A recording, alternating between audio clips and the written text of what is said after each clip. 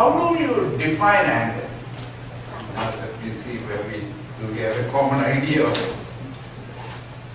It's a feeling. Losing control of emotions. Reactive instead of responding. Any other things? So how do you say that? How do you express your anger? Of course, there are multiple ways of doing it. Verbally, physically, but that can get police involved. So usually, out of fear, we end up not doing it. And what is our internal response to it? So, okay, these are the ways in which we take it out on others. But what causes it inside up to A buildup of emotions. Something causes it by if you being provoked. Okay, first let me make a caveat.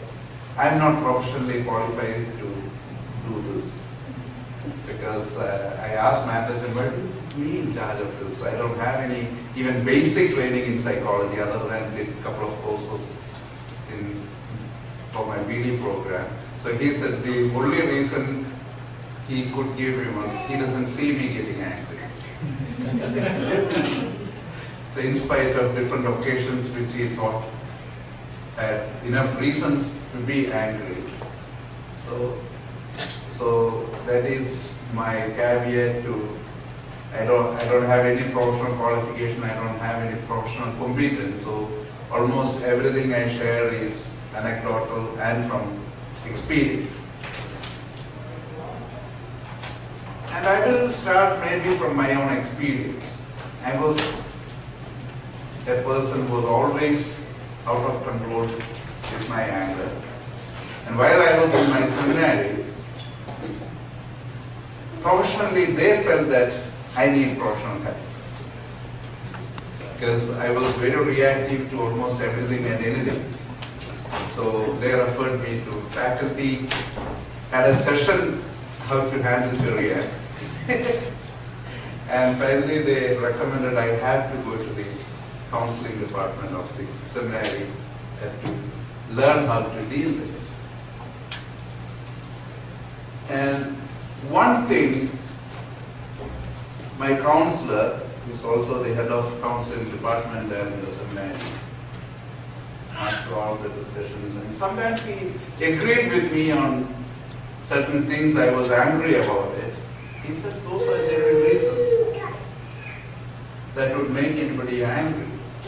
But then he says something that sort of, I would say if one phrase has changed me, it is not a verse from Bible or anything. This is something he told me. He said, he's an American. He told me, Sherry, in America we say, if you go near a jackass, it might kick you. There is no point in getting angry at the jackass.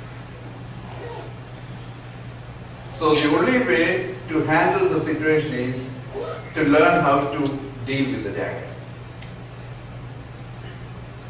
So in a way he was saying that, okay, there may be 101 genuine reasons for you to be angry and be reactive. That is not going to change the situation there. The only person or the situation you can control is within you. Because if you are angry at something what I say, what can you do about it? I'm going to say whatever I want to say. But by getting angry at me, the only thing, you are aggravating yourself. That is not going to affect me in any way unless you are physically or in some other way superior. I might be keeping quiet just out of fear. It is not that I am sort of internally changed because of your anger. And even with genuine reasons, anger only aggravates the situations. I have never come to a situation where expressing our anger has helped the situation. There are situations that demand anger. So that is something we have to remember. Then I confront this as a problem in others while I was an actor. While I was listening to confessions, this is something that came up routinely, especially among the couples. The husband will come and, oh, Acha, I have this problem. And the wife would come and say, I have this problem. I have married, my children, and all those kind of things. That made me sort of think about it in a different way. So why do you think we get angry?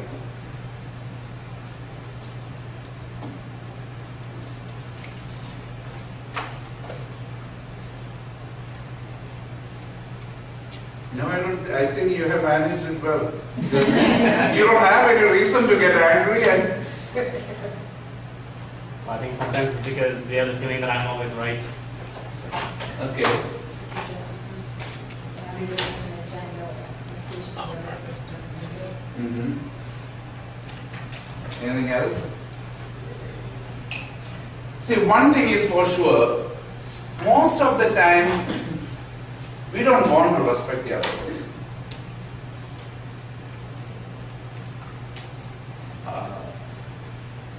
If I want to make a fool of myself, it's my right.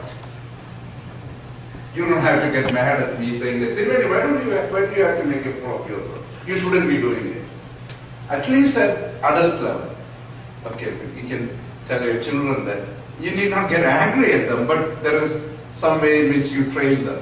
But beyond certain level, at certain age, at a level of expected emotional maturity, even though many of us might not reach that maturity. And as a culture, we have that as a big problem. Indian culture, we are an angry group. At anything and everything. And we think that it's a hierarchically it is okay. So if you are a bishop, it's okay to be angry. It's a holy anger. Oh, that's a nice Tirumeni Adesho. We will try to find excuses for others who are angry. If it is an authority figure, oh, my dad is great, but like especially you see this in the family. If you have a angry parent, the other one, oh, that's okay, Molaya, daddy is like that. Because that's an excuse we come up with. Okay, that may be a way to handle the situation. But that doesn't absolve daddy from being an angry person. It sort of validates his behavior. So, and this, in a way, validates his behavior, and he now, or need not be, I'm just using this, most probably in our culture, it's the men who takes that position that I have the right to be angry. And generally the women are conditioned to think, at least in the earlier generation, may not be with your generation who grew up here, in the earlier generation, the women are conditioned to think that, oh, some kind of abuse is okay. And many of the things we consider abuse in this culture is normal behavior in our culture. I still remember that when I went to one of the seminars here, and I was in 94 or something, and I was here only for a year. Then it's about the spousal abuse or family violence or something. So there was a whole list of the violent behaviors. I went through this, and I never thought my dad was a violent person. But then half of these things we consider it as normal behavior in Kerala. And many times it is also considered, oh, that's how a man should behave. And it's in a way our culture sort of, even if he is not an angry person, oh, you have to assert yourself. You have to be shouting. You have to be so we have, as a cultural group, as a social group, we have that cultural problem. But that doesn't mean that that's a legitimate right behavior. But that's a problem we have to handle at a wider level. But at individual and personal level, one way of looking at or how I learn how to manage my own problems. One is, as I said, see, like, especially when I sit through a podyo, as we were discussing yesterday, an ordinary podyo, it's okay, there may not be an issue. But most of the time when a Tirumeni is brought in to do a podyo, and that itself you can imagine that's a situation where there's going to be some violent situations. So in most of those kind of podyogams, there are situations that could make you angry. But I always, my thinking pattern is that, why should I bother about his anger? So the same counselor who told me to keep away from the jackass, he also told me, if somebody tells you you are handsome, where do you feel good? Somebody calls you beautiful or handsome, where do we feel good? Especially if we know in our hearts that we are not that good. Shouldn't we be angry at the person for being a liar? We don't like liars, do we? But still we feel good. Because we are giving value to his words. So he used a really bad word and said me that, why do you get angry when I call you that? And then the next sentence he said was, that means you are responding to what I called you. You are accepting what I said about you. So whatever abusive word somebody can call you, which you claim makes you angry, in a way you are acknowledging that you are that. If somebody calls you an idiot, and you respond to that, if you are not an idiot, why do you respond? If I call Manju Pinsy, Manju wouldn't respond, only Pinsy will be, when I look at Manju and call Pinsy, and Pinsy, even if she is from the other side of the room, she used to be wondering, why is Tirumeni calling Manju? Has he gone senile already? So similarly, if we don't feel that, we are an idiot. If I don't feel I am an idiot, when one of you called me, Tirumeni, you are an idiot, why should I be angry? Because your opinion of certain things. So I can easily say, okay, she or he is a person who cannot understand who is an idiot or not. Because most of the time, we lose our rational thinking. It's, how many of you have read Steve Covey? Only one? It's such a, so they have sold millions of copies, none of you are among those millions. Which one have you read? The highly effective, high relationship. Seven? Okay. What about the other one? The Eighth Habit? Who's this? Steve Covey, that 7 Habits of Highly Effective People. And then he has got a sequel to that, Eighth Habit.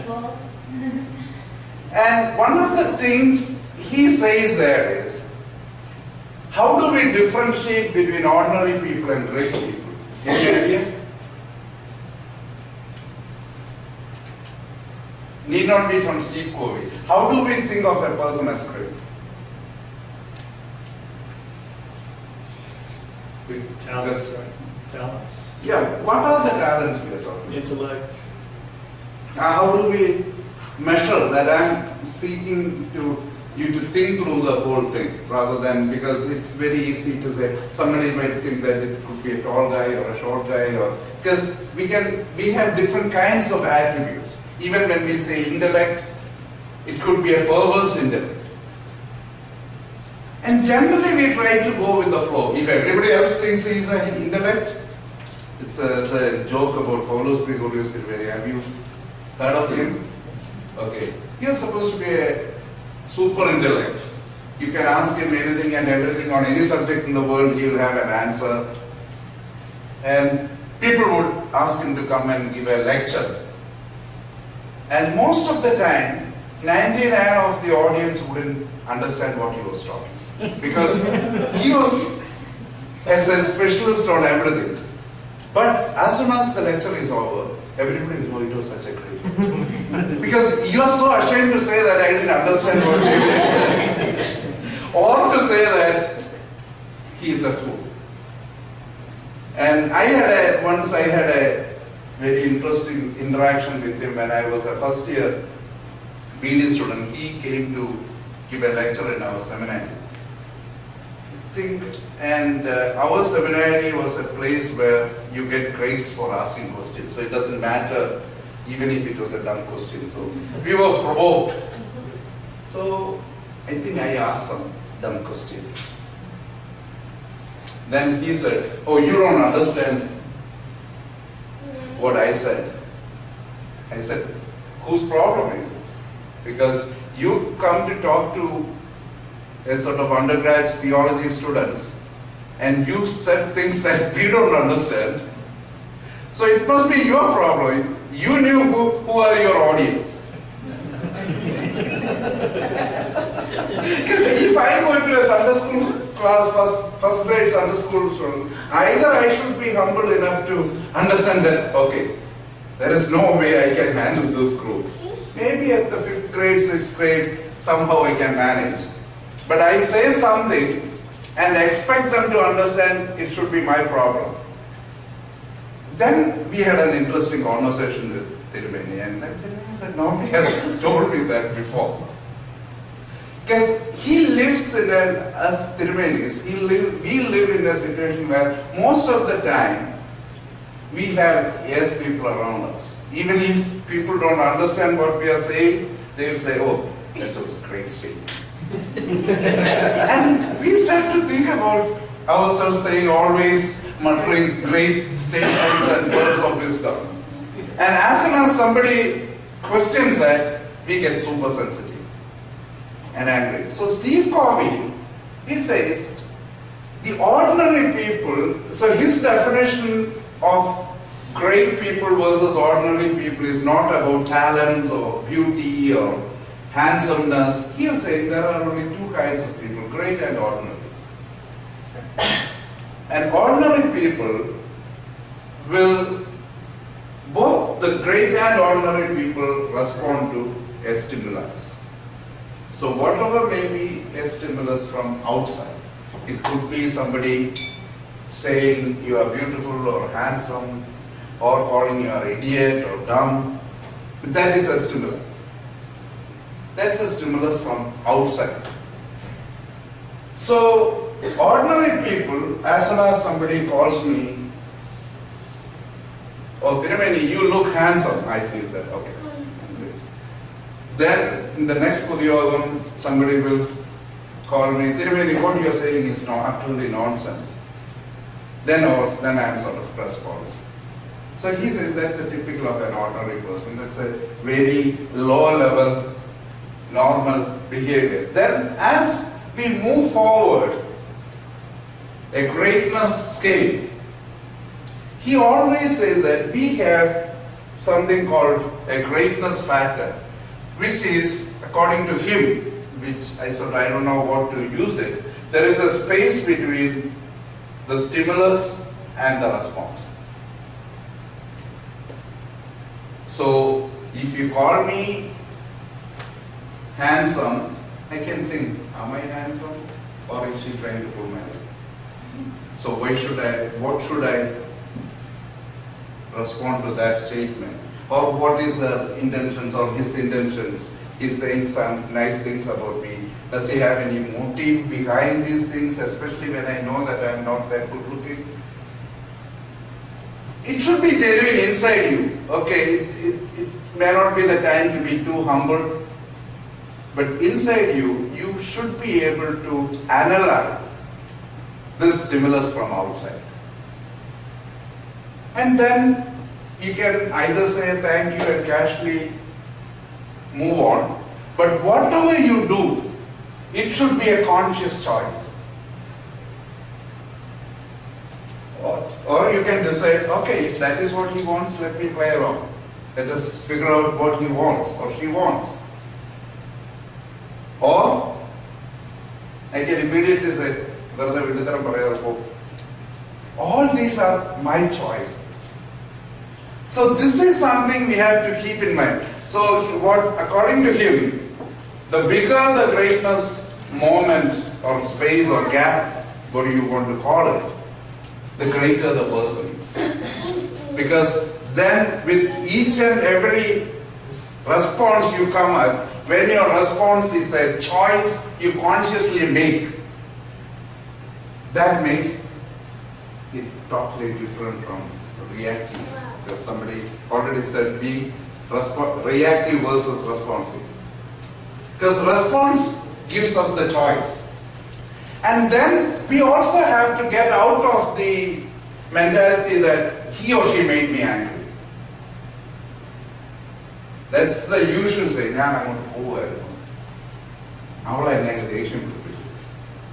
that's the typical excuse of an abusive husband. Or could be vice versa, an abusive wife. He made me angry. Whether it is hurt or anger. Somebody might try to say hurtful things to me, but to feel hurt, it's my choice.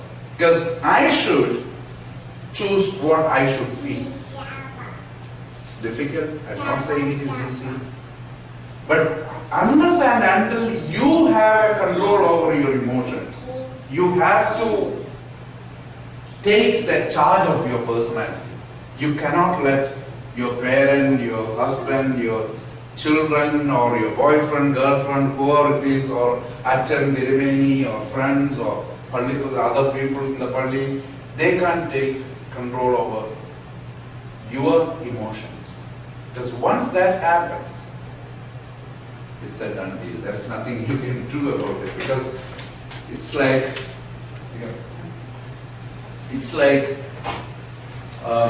recently I went on a hike to, there's something in Pennsylvania, it's a small scale waterfall, nothing like Niagara. It's a Dingman Falls. Then I myself and one of my friends climbed all the way up to the source of the waterfall. It's just a trickle. If you want to dam it, that's the easiest place to put a dam. Because it's just a very small trickle. Even two or three individuals can dig a hole and just sort of divert that to somewhere else. But as it moves down, it gathers the momentum. And by the time it reaches that real fall, I wouldn't say it's a great fall, but still it has become unmanageable. But then it can be managed only after it falls down. Because then again, it's the force is gone. This is something that happens with our anger. Not only anger, with almost every emotions. Because at the beginning of the emotion, if you are able to realize, okay, I'm having some signs of anger. If you are able to identify that feeling and acknowledge that, even the mere fact of recognizing itself, it's controlled. Because most of the time we don't even feel it, we express it, we become so violent or whatever ways, we throw tantrums, and finally, most of the time, after it is over, we regret.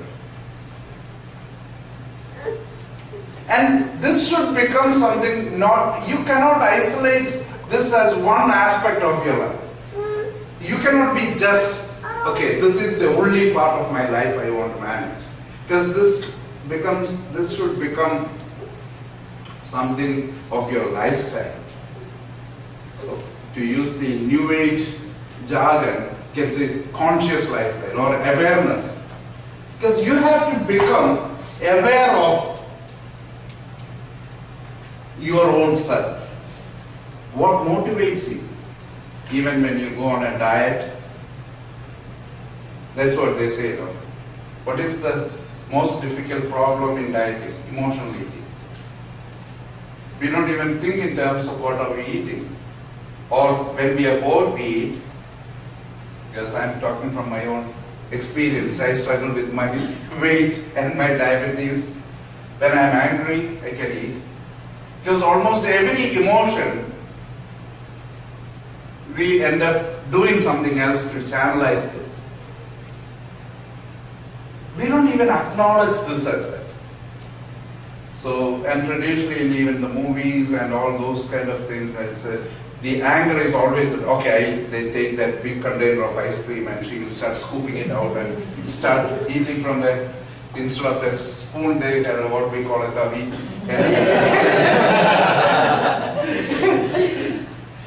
What happens here is that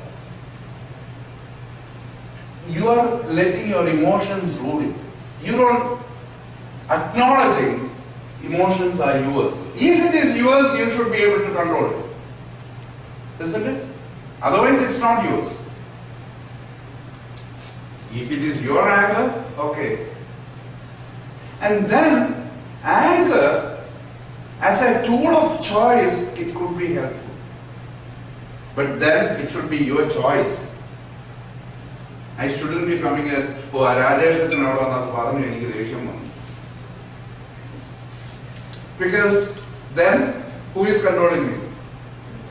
Rajesh Rachan. And because this becomes a tool in for a smart person. If Rajesh Rachan knows how to control me or what makes me angry, he can very cleverly put me into a situation where I will burst out and say the wrong things at the right time.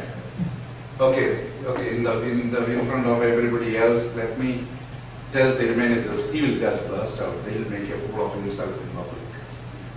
And Rajesh Rachan can innocently do it. This is something we can use to abuse. And at the same time, I can always be angry, pull Rajesh Rachan aside and say, Acha, keep on entered to I know how to. Because then I am the one who is in charge.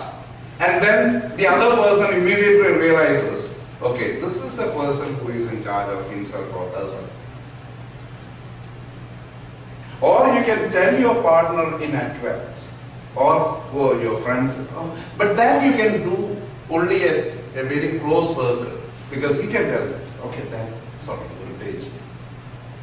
Because somehow I feel uncomfortable when you do that, or don't do that. Because within, even a family situation, or between close friends, or those kind of situations, you can say, please don't do it around me, because that makes me uncomfortable. That sort of drives me crazy. And in a loving relationship or a close friendship, they also respect that. And if they don't, you have serious issues there. Because in a way, when you do that, you are exposing your vulnerability to somebody else. Because you do that only to a person you are that close. And when you expose your vulnerability at that level, it's like when we hear confession, the person who confesses to us makes it's like all her or his raw feelings and the inner secrets are revealed to us. One of the basic etiquettes of a priest should be, whatever happens, you can say, you can be a fool about several other things. This is one thing always is mentioned from the basics of the seminary course. Never reveal your confidence, never break the confidentiality. Even the courts say that. They consider that whatever you are divulged to a priest or a clergy, it's a privileged information. The court won't say, okay, you don't have to reveal it. They can't force you to reveal that. So, what I'm suggesting is when you express your vulnerability to another individual, hoping that that individual will respect it, because you are exposing yourself at that level, hoping that you are seeking a sort of help at that level. Okay, I have this weakness. I need your help to handle that weakness. And if he or she doesn't respect that weakness and that desire for you to overcome that weakness, I would suggest, if you are in a married relationship, seek counseling. If you are in friendship or in a relationship where it's easy to break off, because that particular individual is not worthy of friendship. He or she might have her own or his own problems in handling issues. But I would suggest you don't have to worry about that for your own sake. So coming back to anger, this is something, because when you get angry, other than by choice, you are letting the other person control. Because we think that when we get angry and when you can abuse or physically get violent, you think that you are in charge, because if you are physically stronger than the other person, you might have that tentative feeling of success or overpowering the other person. But still, the other person controls you. That you have lost your control. So the key to the management is never be reactive, but be responsive. And also be aware, not only about anger, your feelings. And then journaling would be a great idea for that. Because when you write down your own feelings, you will be able to see those feelings yourself and acknowledge it and reflect on it. And most of the time, when you put it on a piece of paper and reflect on it, you yourself will be able to, you don't need to be counselors or unless you have some chemical imbalance or something. You don't need those kind of things. Most of the time, a normal human being, as soon as they are exposed to that level of feelings are identified, most probably you should be able to control it yourself. That's all I have to say. Now, if you have any questions or suggestions, or how can you use anger more efficiently or something like that? I just had a comment to make. I was really stressed at work a couple of weeks ago, and one of my coworkers, she's very strong in her faith, and she said that Jesus Christ suffered and died on the cross for us. What makes you think that you're any less to endure suffering and stress? And that really helped me. So ever since then, I always think of that phrase. Every time I'm stressed, every time I feel angry, I always think of that. Because Jesus, everyone was against him. All the people that he thought he trusted was against him. And what makes you think you're any less than him? So that really helps me. And I thought that was really, that was a perfect person to talk to. And I think you guys should take that into your life every time you feel stressed out or anything. I never thought of that until she really said it. So.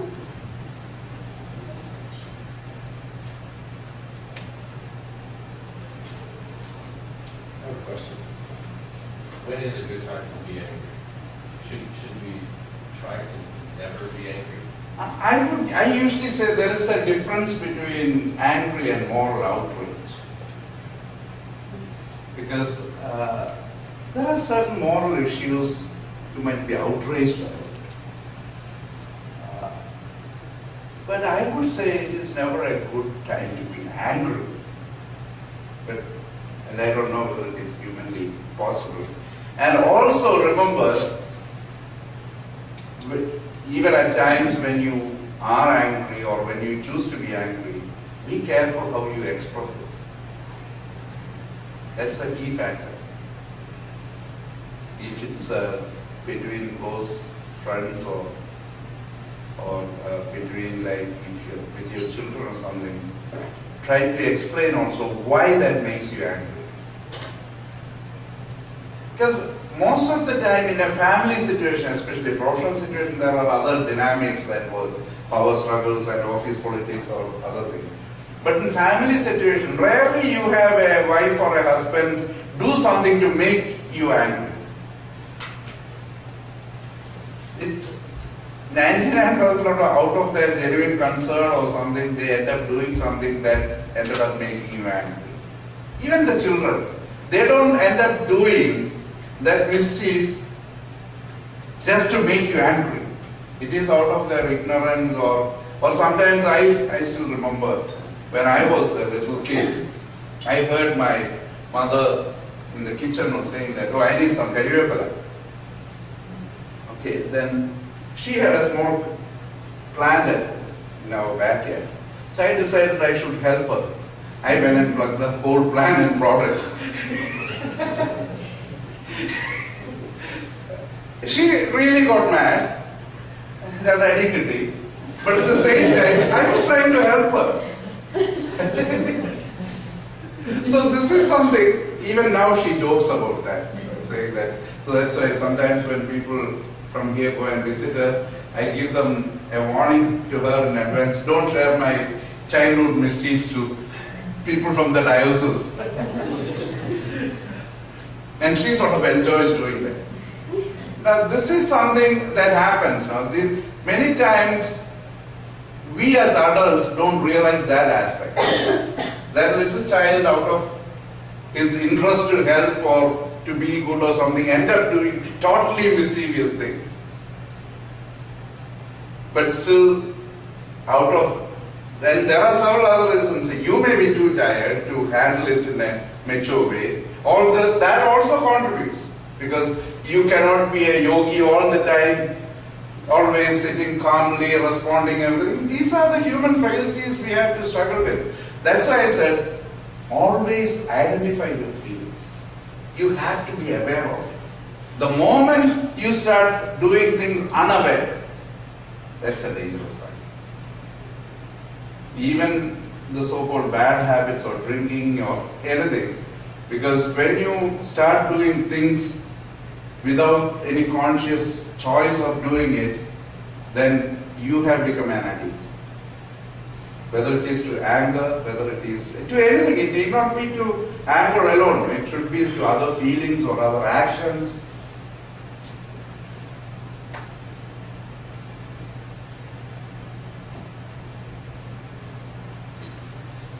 So have you all decided not to be angry anymore? Yeah, I'll go on. Do you have any little mechanisms? Some people, they'll do like a little count to 3 and try to bring themselves out. Do you have any? If you are really angry, it doesn't work. Because most probably you are waiting for a chance to finish counting 10 and then hit him. Count faster. So 1 to 10, you say, okay, 1 to 10, I have counted 1 to 10, now you get it.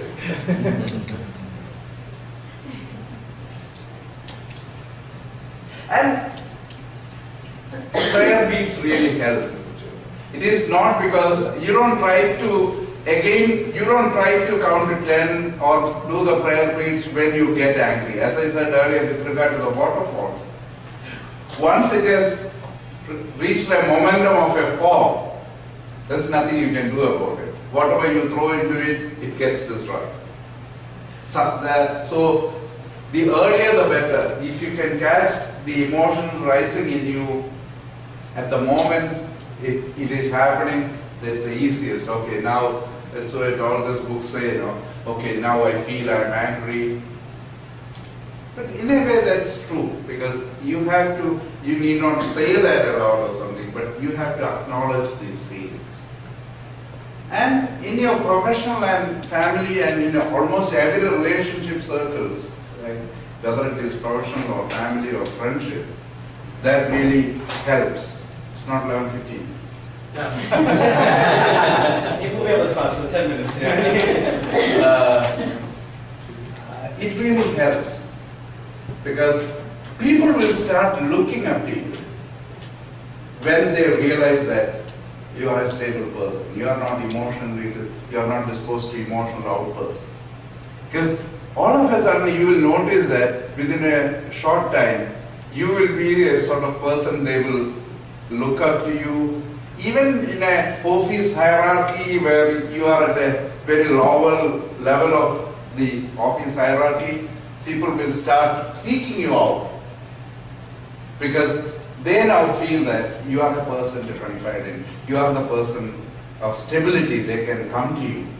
And whether it is professional or family, that counts a lot. Because I can imagine, like, especially in my situation, if I snap at people at every moment, they give me a chance to, the Northeast Diocese is in real chaos. But now what I have felt is that when I answer to people, it is never a reactive answer, it is always a response.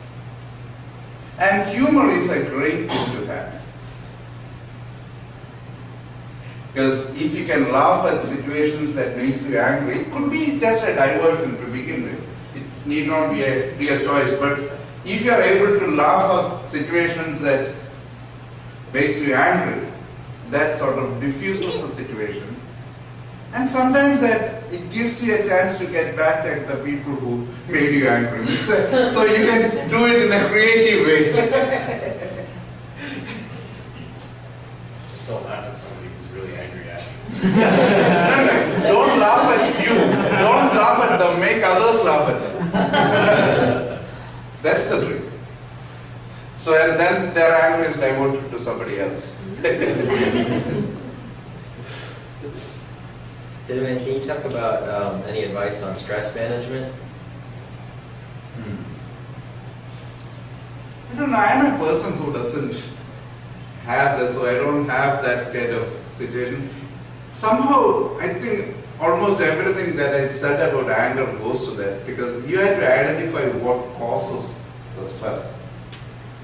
And then also, you have to identify that when there are people when you are caught up in a traffic jam, they get really stressed out. What's the point? Is your stress going to help you? Or like when this a typical situation is that I really observe people, I like people watching, especially in the airports when I have a lot of time, especially when you have a bad weather, you are stuck there. And those are the situations everybody is bursting out. Oh, why is this? As if that gate agent can do something about the flight.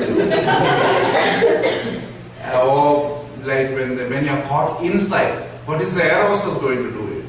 Poor thing, she is also caught up in the same situation. And now she has to deal with this 200 passengers who are angry. So in this case, what is the purpose? Is the stress giving, because many times stress helps us to create a certain level of adrenaline or something, makes you charge or makes you run, because that's a basic survival instinct that gives you the stress, because that is when you see the tiger in the wilderness, that made you to run. But the same instinct doesn't help when we are stuck in a traffic jam, or okay, now I'm going out today and I've made all the plans to have a picnic, then there is a rain. What's the point? I can shout, I can be stressed out, or then there are people who will be stressed out about a rain that might happen tomorrow.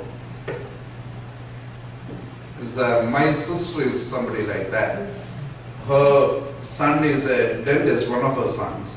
And when he graduated from dental school, she was saying that he had some, when he was a student, he had some problems and she was worried that he wouldn't complete it. Then she was saying that, oh, now he is graduating. Now I'm worried, what would I do if he didn't graduate? And he's saying this, she's saying this after he graduated. What can you tell to her? So there are people who look for reasons to stress out. So most probably with regard to stress, the best thing is to look for the journaling or identifying your emotions, and then find out and see whether is there something you can do about it. If there is something you firmly believe, go ahead and do it. I know this is not a great example to quote. There's a story about Colonel Gaddafi, the Libyan dictator. Like when he was in his 30s, one of his okay, leave Gaddafi alone. Do what David did when his son was ill. He had all the reasons. Then the son died. And till then he was sort of fasting and praying and in dust and sackcloth. And when he died, he goes inside the palace, he takes a shower, puts oil and perfume and all that, he is back in his full regalia. Then somebody asks him, why is this? So your son just died. And he said, what can I do about it? Because God has called him. That is, till now, till yesterday I was hoping that God will heal him. Now that is over. God has made his decision. Am I to get him back by mourning for him? So this is something I have to think about it. So something like, you can pray, okay, then leave to God. Don't think that your stress will help God to make a decision. That's how most of the time we think. Do I make any sense in that regard? I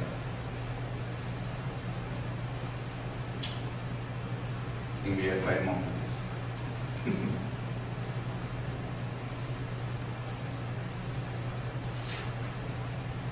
So was it useful? Can I present it in a similar way if somebody asks me to do it again?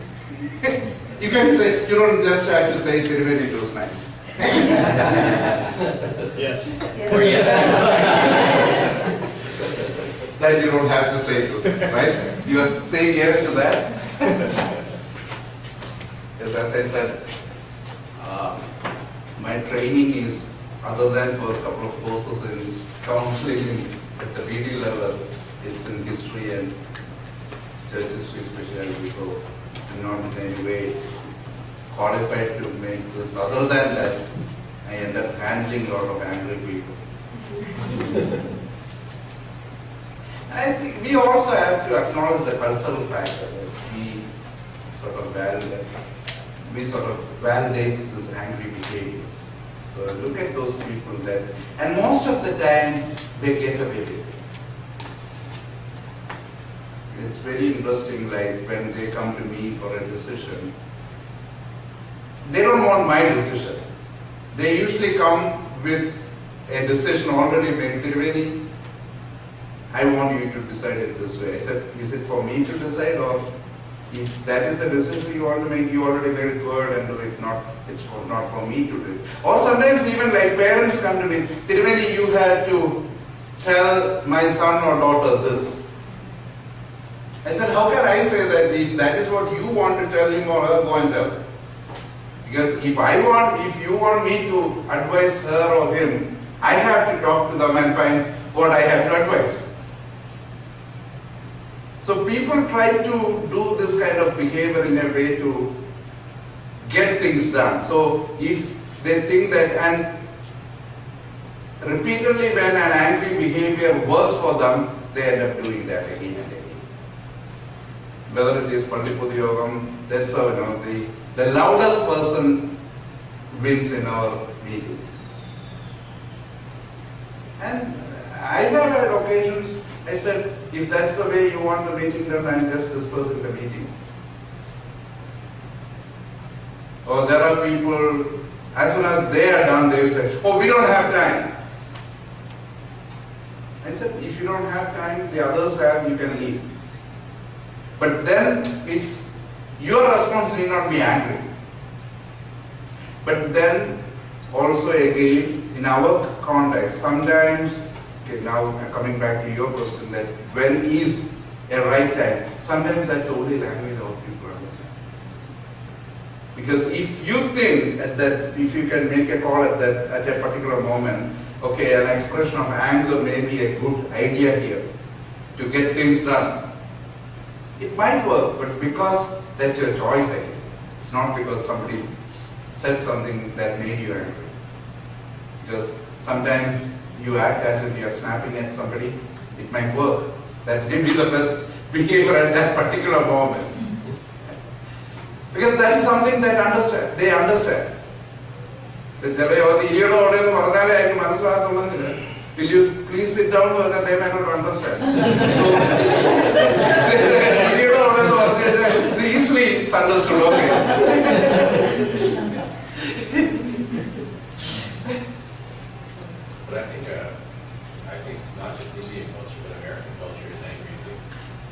Americans are angry when they drive. And they, Your road rage. And even, and also like, as a nation, we are angry nation. We think that power can be used at any other country at our own whims and fancy. Of course, we have our own reasoning, but that reasoning need not.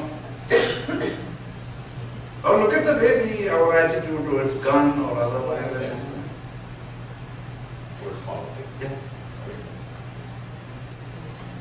Yeah, this is a country where till 19th century they were still debating whether the blacks have a soul or not. Right.